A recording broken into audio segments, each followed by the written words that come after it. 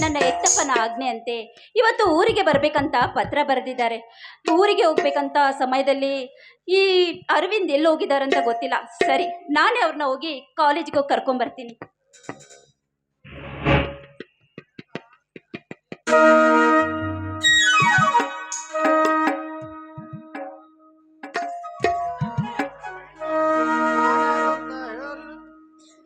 ಆ ಯಾರಂದ್ರೆ ನನ್ನ ಮುಟ್ಟುವ ಹಕ್ಕು ಬೇರೆ ಯಾರಿಗೂ ಇಲ್ಲ. ಹೇಳು ನೋಡೋಣ ನಾನ್ಯಾರು ಅಂತ. ಮತ್ಯಾರು? ನನ್ನ ಪ್ರಿಯಕರನಿಗೆ ನನ್ನ ಮುಟ್ಟುವ ಹಕ್ಕಿಲ್ಲದೆ ಮತ್ಯಾರು ಮುಟ್ಟೋದಿಲ್ಲ. ಇದು ನನ್ನ ಹೃದಯದ ಪ್ರಿಯಕರರಾದ ಅರವಿಂದನೇ ಇರ್ಬೋದು ಅಲ್ವಾ?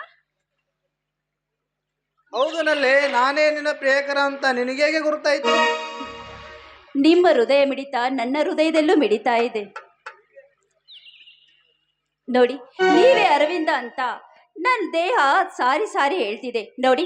ಈ ಅಂಗಾಂಗಗಳನ್ನು ಮುಟ್ಟುವ ಹಕ್ಕು ನೀವಿಲ್ದೆ ಈ ಪ್ರಪಂಚದಲ್ಲಿ ಬೇರೆ ಯಾರಿಗೂ ಇಲ್ಲ. ಹೌದೇ ಅಂಬಿಕಾ, ಅರ್ಜೆಂಟ್ ಆಗಿ ಬರಬೇಕು ಅಂತ ಹೇಳಿದೆಯಲ್ಲ, ಯಾಕೆ?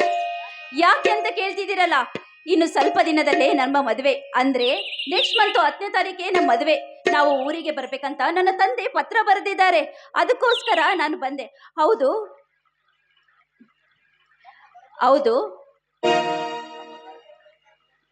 ಹೌದು ನಾನಿವತ್ತು ನಮ್ಮ ಧರ್ಮ ಒಬ್ಬರಕ್ಕೆ ಹೋಗ್ತಿದ್ದೀನಿ. ನಾನಿನ್ನು ಹೋಗಿ ಬರ್ಲೆ?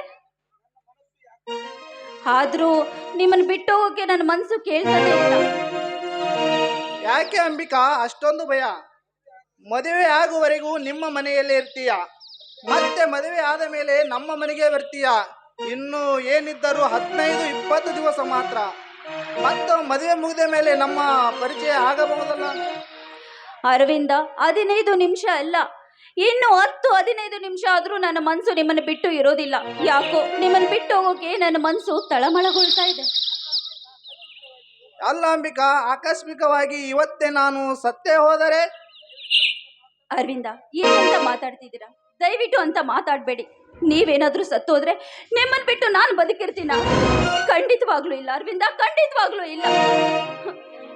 ನಿಮ್ಮ ಸಾವಿನ ಸುದ್ದಿಯಲ್ಲೇ, ನಿಮ್ಮ ಸಾವಿನ ನೋವಿನಲ್ಲೇ ನಾನು ಕೊರಗಿ ಕೊರಗಿ ಕಲ್ಲಾಗಿ ಹೋಗ್ತೀನಿ. ಅಂಬಿಕಾ!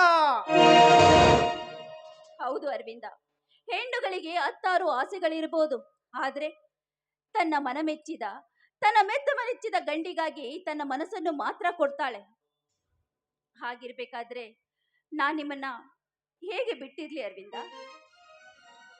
ನಾನು ಅಷ್ಟೇ ಅಂಬಿಕಾ, ನನ್ನ ಹೃದಯದ ಪ್ರಾಣವೇ ನೀನಾಗಿರುವಾಗ ನೀನಿರದೆ ನಾನು ಬದುಕಲು ಸಾಧ್ಯವಿಲ್ಲ. ಹೌದು ಅರವಿಂದ, ನೀರಿಲ್ದೆ ಮೀನು ಬದುಕಬಹುದು, ಆದ್ರೆ ನೀವಿಲ್ದೆ ನಾನು ಬದುಕೋಕೆ ಸಾಧ್ಯನೇ ಇಲ್ಲ. ಹೌದು, ನಾನಿವತ್ತು ಊರಿಗೆ ಹೋಗ್ತಿದ್ದೀನಿ. ಬಸ್ಸಿಗೆ ಲೇಟ್ ಆಯ್ತು. ನಮ್ಮ ಮದುವೆಗೆ ಯಾರೆಲ್ಲ ಬರ್ತಿದ್ದಾರೆ? ನೋಡು ಅಂಬಿಕಾ, ನಮ್ಮ ಮದುವೆಗೆ ನಮ್ಮ ಬಂಧು ಬಳಗ ಮತ್ತು ನನ್ನ ಆತ್ಮಮಿತ್ರರು ಮತ್ತು ನಮ್ಮ ತಂದೆ ತಾಯಿಯನ್ನು ಕರೆದುಕೊಂಡು ನೇರವಾಗಿ ಮಲ್ಲಿಕಾರ್ಜುನ ದೇವಾಲಯಕ್ಕೆ ಬಂದು ಬಿಡುತ್ತೇವೆ. ಮದುವೆ ಮುಗಿದ ತಕ್ಷಣವೇ ನಿನ್ನನ್ನು ಮಧುಚಂದ್ರಕ್ಕೆ ಕರೆದುಕೊಂಡು ಹೋಗಬೇಕೆಂಬ ನನ್ನ ಮನದಾಶೆ. ಹೌದಾ? ಅಂಬಿಕಾ, ಹೌದು. ಮಧುಚಂದ್ರಕ್ಕೆ ಕರೆದುಕೊಂಡು ಸ್ಥಳ ಯಾವುದು? ಗೋವಾ ಅಥವಾ ಊಟಿ ಅಂತ ನಿರ್ಧಾರ ಮಾಡಿದ್ದೇನೆ.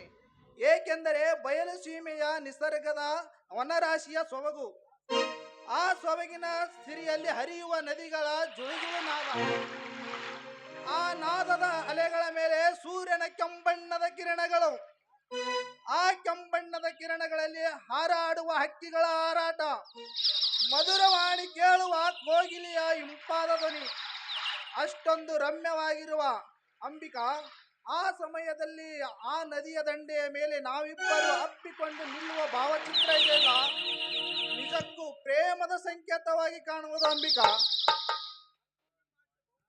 ಅಂತೂ ನಿಮ್ಮ ಆಸೆ ಬಹು ಬೇಗ ಈಡೇರ್ಲಿ ಅಂತ ಆ ದೇವರಲ್ಲಿ ನಾನು ಪ್ರಾರ್ಥಿಸ್ಕೊಳ್ತೀನಿ. ಹಾಗಾದ್ರೆ ನಾನಿನ್ನು ಹೋಗ್ಲೆ? ಯಾಕೆ ಅಂಬಿಕಾ? ಹೋಗ್ತೀನಿ ಅಂತ ಹೇಳಬಾರದು, ಹೋಗಿ ಬರುತ್ತೀನಿ ಅಂತ ಹೇಳಬೇಕು. ಇಷ್ಟು ಹೇಳುವುದಕ್ಕಾಗಿ ನನ್ನನ್ನು ಇಲ್ಲಿಯವರೆಗೂ ಕರೆಸಿದ್ದೀರಾ? ಹಾಗಾದ್ರೆ ನಾ ಹೋಗಿ ಬರ್ಲೆ ರಾಯರೇ? ಮತ್ತಿನ್ನೇನು ಕೊಡ್ಬೇಕು ನಿಮಗೆ? ಯಾವ ಕಾಣಿಕೆಯೂ ಕೊಟ್ಟು ಹೋಗಬೇಡ ಅಂಬಿಕಾ. ನೀನು ಬರುವ ನೀನು ಬರುವಂತೆ ನನಗೆ ಒಂದು ಶ್ರೀಮುತ್ತನ್ನು ಕೊಟ್ಟು ಹೋಗು. ಹೌದಾ? ಹಾಗಾದ್ರೆ ನಿಮ್ಮ ಎರಡು ಕಣ್ಣುಗಳನ್ನು ಮುಚ್ಚಿಕೊಳ್ಳಿ. ಬೇಗ ಬಿಡು ಅಂಬಿಕಾ, ಮತ್ತಾರಾದ್ರೂ ಕಣ್ಣಿಗಾದರೂ ಬೀಳಬಹುದು.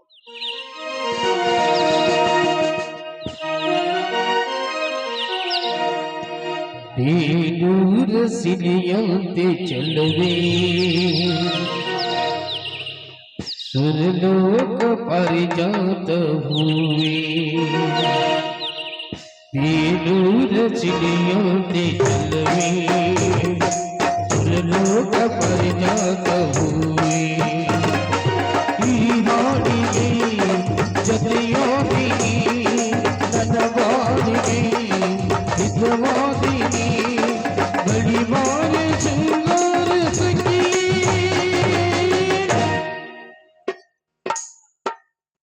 ಮುಂದೆ ನಿನ್ನ ತೀರಿಸಿ ಜೊತೆಯಿರಲು ನಿನ್ನರಿಸಿ. ಮುಂದೆ ನಿನ್ನ ಬೀಸಿ ಜೊತೆಯಿರಲು ನಿನ್ನರಿಸಿ.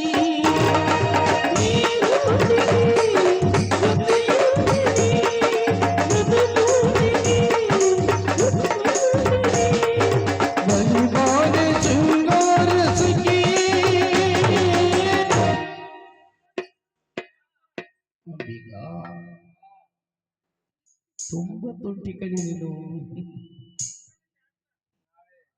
ಬೇಲೂರ ಸಿರಿಯೋಗೆ ಚೆಲ್ಲವೇ ಸುರಲೋಕ ಪರಿಜಾತ ಹೂವೇ.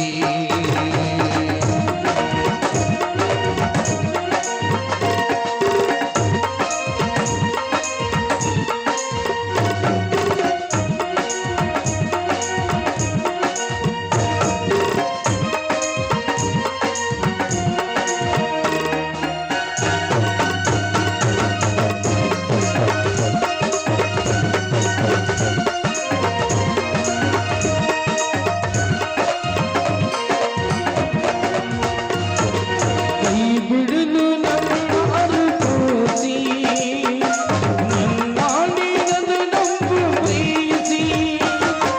ಕೈ ಬಿಡಲು ನನ್ನಾರು ಕೋಸಿ ನನ್ನಾಡಿನದು ನಂಬು ಪ್ರೀತಿ. ಏಳೇಳ ಜನ್ಮದ ಗೆಳತಿ ನೀನದೆ ನನ್ನ ಹೃದಯ ಒಡತಿ.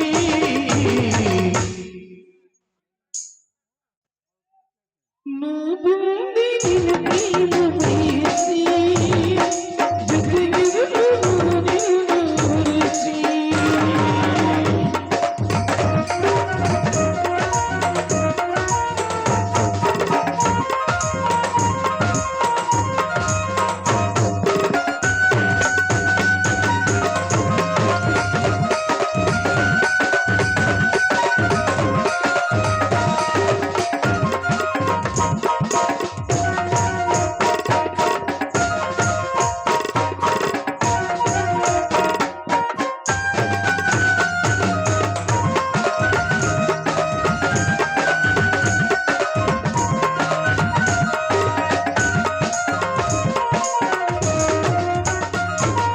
ಸಂಗಾತಿ ಸಂಪ್ರೀತಿಯಲ್ಲಿ ಈ ಸುವಿಚಿ ಮುತ್ತು ಚೆಲ್ಲಿ. ಸಂಗಾತಿ ಸಂಪ್ರೀತಿಯಲ್ಲಿ ಈ ಸುವಿಚಿ ಮುತ್ತು ಚೆಲ್ಲಿ. ನಿನ್ನ ತೋಳ ನನರಲ್ಲಿ ಇರುವೆ ಬಲಿಮಾರಿಸಿ ಮುತ್ತು ಕೊಡುವೆ.